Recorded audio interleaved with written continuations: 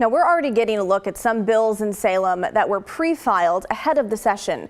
And that includes two bills that have to do with the homeless crisis. We'll pull them up for you here. Take a look. We want to first talk about House Bill 2696. It has to do with homeless camps on public property and what happens to all the stuff that accumulates once it's removed. The bill would require removal crews to give homeless people 72 hours notice and post that notice in both English and Spanish. That 72 hours part is the threshold here in Portland already, but it's not a statewide law. Another piece of the bill defines what personal property means and requires it to be stored for at least 30 days. In Multnomah County, the bill says that a storage facility for that property must be within 6 blocks of public transit, and homeless people must be given a phone number to call so they can find out where that storage facility is. This does not apply to weapons or drugs, though. Those would be thrown away. I want to add, this bill is a bipartisan bill. There are 2 Republicans and 2 Democrats sponsoring it. I talked with Democrat Representative Paul Evans. He represents a district that includes Monmouth and parts of Salem. We have to have some standardization of expectation. And what the bill does to me, it has to do with private property. It has to do with when there is a movement of a camp, what happens to the private property left thereafter.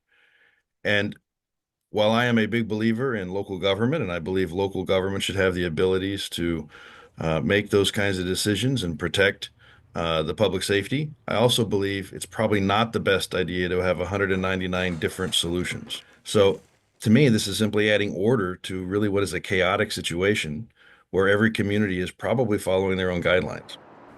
Now, when it comes to posting campsites for removal, you've probably seen those lime green pieces of paper hanging from trees or on the side of RVs. There they are right there. This bill would make it so those camp removal notices could not be posted within 200 feet of another notice or within 2 hours after an initial posting.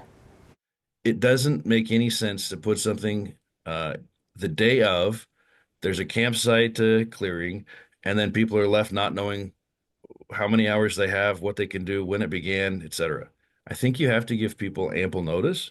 I think you have to be transparent in what you're trying to do. And at the same token, there is a lot of stuff that just needs to be managed.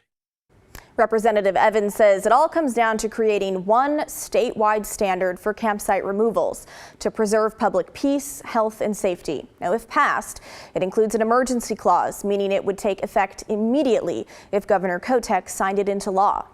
The other bill we want to talk about is Senate Bill 359. It's about the environmental impacts of homeless camps. This one would allow anyone to submit a complaint to the Department of Environmental Quality, or DEQ, if waste from a camp is being discharged into state waters, giving priority to sources of drinking water. If that's the case, the people staying at the camp would be removed and the site would be cleaned, which frankly is something that should be happening anyways. This bill would enshrine it into law.